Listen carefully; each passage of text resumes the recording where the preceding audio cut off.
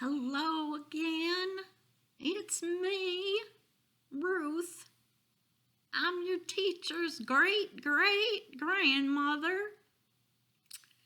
I'm coming here to talk to you today about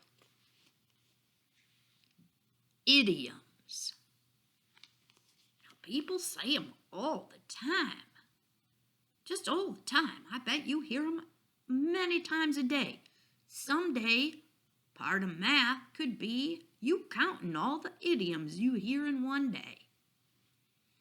Let's talk a little bit about idioms. What is an idiom? Idioms appear in every language, and English has thousands of them. They're often confusing because the meaning of the whole group of words taken together has little or nothing to do with the meaning of the words taken one by one.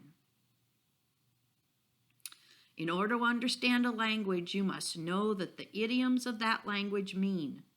If you try to figure out the meaning of an idiom literally, word by word, you'll be befuddled. You have to know its hidden meaning. For instance, let the cat out of the bag means to reveal a secret. Does that make sense? Is that anything about it? A secret? A cat in a bag? Or out of a bag?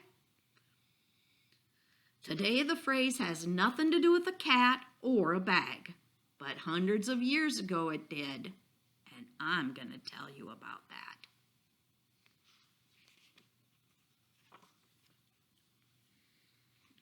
So, my kids, they just really call me a backseat driver.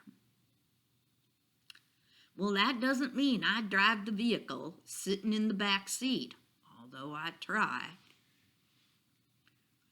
A backseat driver. Here's the sentence it can be used in. I can fix this computer myself, but she always tries to be a backseat driver. The meaning is a bossy person who tells other people what to do, a person who gives unwanted advice and direction. Well, I don't know if that's true about me. When automobiles became popular in the United States in the 1920s, many rich people rode around in the back seats of chauffeur-driven cars.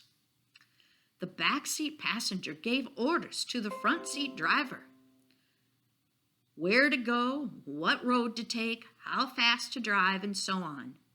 Today, backseat driver refers to any aggressive person in or out of a car who tries to tell others what to do. Well, when my kids drive too fast, I tell them to slow down, so I just might be a backseat driver.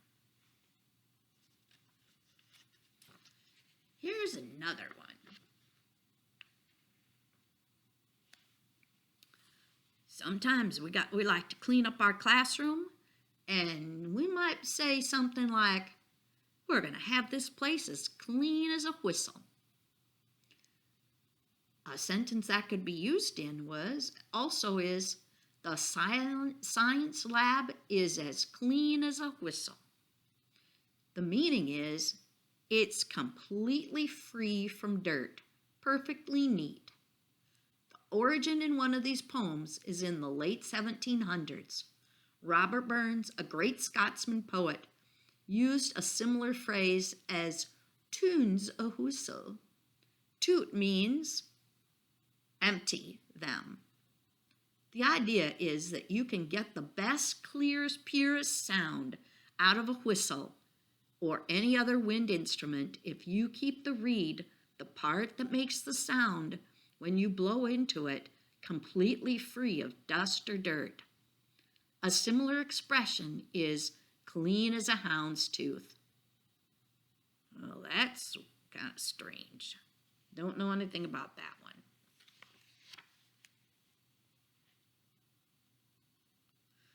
Here's one that we all should talk about.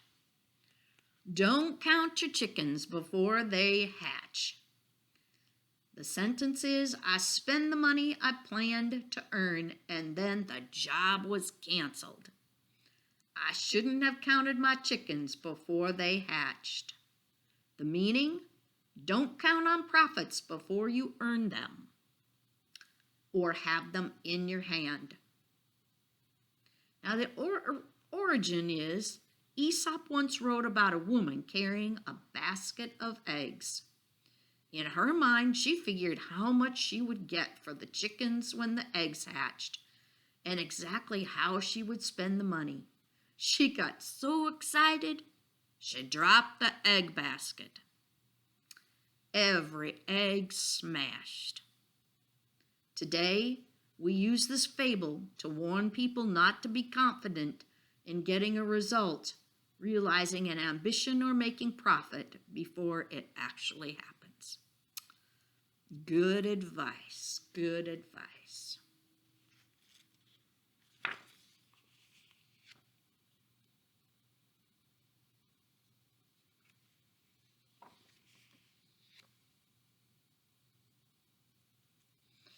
Here's one that's very appropriate. Your teacher thinks about telling Julianne, her staff, Julianne and Stacy in the classroom about this one. Hold the fort. Our teacher was late, so the teacher next door held the fort in our room until he showed up. The meaning is, temporarily be responsible for watching over a place, to fight off trouble or keep watch. This is a good time to have people looking out for you, and they're holding the fort in our classroom. The origin of this saying is, this expression comes from the military. It was widely used in books and early movies of the Old West, often when a fort was being attacked by enemies on the frontier or during the Civil War. The soldiers defended it were told to hold the fort, don't give up. Help is on the way. Today, we can hold the fort by watching the children at someone's house, or until a parent returns, or by taking care of a store while the owner's gone. That's really good advice.